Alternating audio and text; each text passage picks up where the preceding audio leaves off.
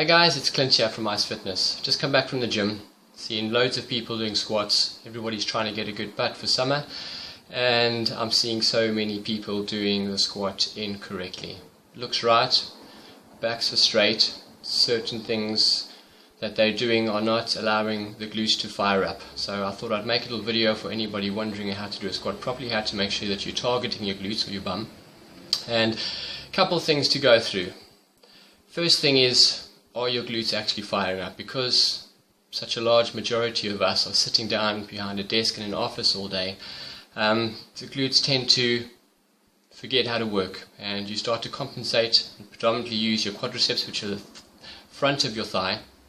And there's a few ways we can find out whether your glutes are firing up. I'll do another video for that.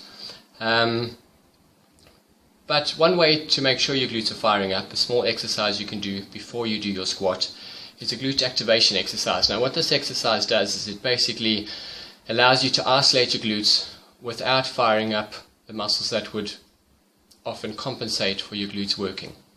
Now before you squat or do this exercise, what you need to know is, in order for your glutes to fire up, you need to hinge the hips back. So when you're thinking about doing a squat, what you're looking for is for your hips almost as if they've been pulled back behind you with a bungee cord. They're then basically loading up, getting ready to fire.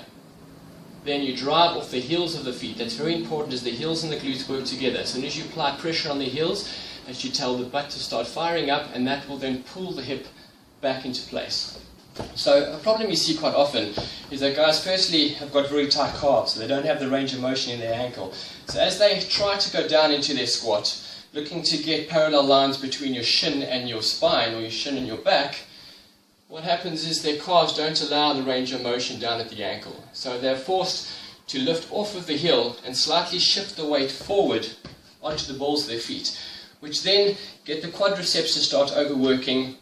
And it also places a lot of, especially if you're loading up from above with a bar, it then places a lot more pressure on the spine, as your glutes are not able to take the weight if you're not pivoting the hips back and keeping that center of balance, that line down the bottom.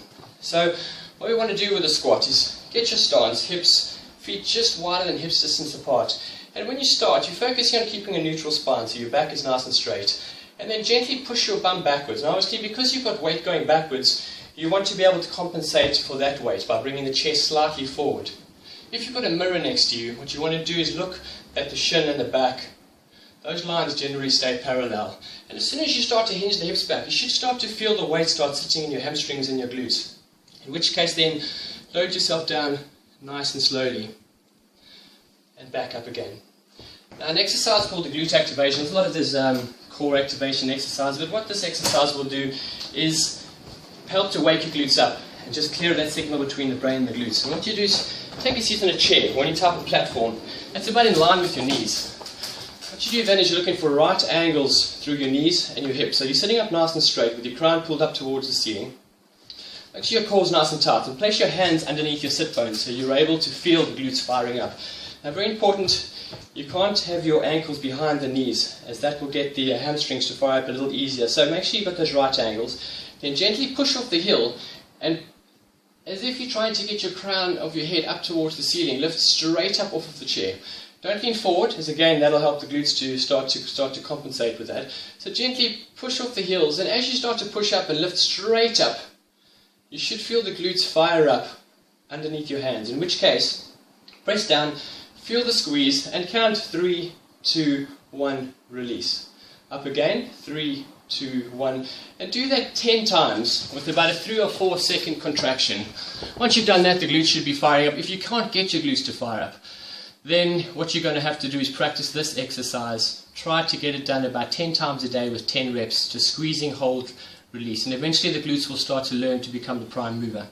Now, once you've got that right, your glutes are firing up, you're doing your squat, you're pivoting backwards, you're able to keep your weight on your heels, and everything's working fine. If you find your calves are tight and the heels are starting to lift off and you can't help it, what you've got to do is get a foam roller and start to roll out your calves before you work out, or just place some kind of a weight plate or some kind of a spacer, probably about 10 centimeters underneath the heel. It's not ideal, but it'll get you firing up your glutes until you're able to release and get your calves a bit more flexible. Now the last thing I see is people, how deep do you go when you do a squat? Now I'm saying this especially for the people who squat with really heavy weight. I mean, that weight loading through your spine is a lot. Your body can take it, but your body can take it provided that you have your neutral spine. In other words, the curves through your spine are all equal. If you start getting one of those curves excessive, in other words, if you start to squat down, you start to flex and bend the spine in different ways, whichever curve becomes more excessive, those particular vertebrae have to take a lot more strain. So, something called the butt wink. You'll see a lot of guys squatting down nice and deep in the gym. And how deep do they go? They try to drop the floor. And I'll try to show you in this video, if you watch my hips very closely or the line, as I start to squat down, I can keep the neutral spine, but as I get to a certain point, which is now, the bum will start to curl underneath itself. The reason for that is the tight glutes. There it is there, that's a little motion where now I'm starting to go into flexion and the curve in the lower back is starting to flatten. Now that's called a butt wink, and that can be caused by either tight hips or sometimes the joint itself, if you have those type of genes, don't have the range of motion to go that deep. Now as soon as you start going to flexion or curvature of the lower spine, you are looking for a problem, one particular called a disc hernia. So instead of that disc being able to press or pressing evenly, now down nice and flat so the disc can bulge evenly, it tends to be wedged out of one side because of all the pressure. Now butt wink, studies have shown, are safe to do with about 50% of your load on top. So if you do have a bar and you want to go that deep, if you're weighing 60 kilos, I wouldn't put more than 30 kilograms on your shoulders. The bar is 20, so you're looking at 5 kilos on each side, which is not too much, which means 80% of you guys in the gym that are lifting huge weight, dropping to the floor, you're just looking for a long-term injury coming up. So if you want to lift really heavy weight and work for strength, then just look for 90 degrees, make sure you can keep that neutral spine. If, however, you want to work through range of motion and get strength through the bottom, I suggest you do that single leg training. So you don't have to load through the spine. So you can safely take your legs through that range. Now when I say single leg squats, what we're looking for is same idea. If this is the leg I'm squatting closest to you, I'll take the other leg up off of the ground. As you'll see, the squat motion is exactly the same, and I can go down nice and low. And I can also take the leg out to the front, in which case I can load to a point where now you'll see the butt wink starts to come. I can come all the way to the ground, and really putting the leg, or basically giving the legs and the glutes the work they need, without loading the spine when it starts to flex. Guys, I hope that helps. I'm going to be putting on some videos regularly, I think, just helping you guys to train properly. Not just for aesthetics and looking good today, but a bit more for longevity, so that you can keep training until your old age and you can keep yourself fit and not look good for 6 years and then come up with injuries. And you speak to any guys in the gym who've been training for a long time, you'll see if you don't train properly, you think it's all fine, you're getting nice and big and you're getting strong, but one day, sooner or later, if you're not doing it properly, things will start to niggle and you'll get arthritis before you're 50. So guys, keep in touch. Please let me know your thoughts, and guys, we're on Ice Fitness. You can follow us on Facebook, and see you soon. Ciao.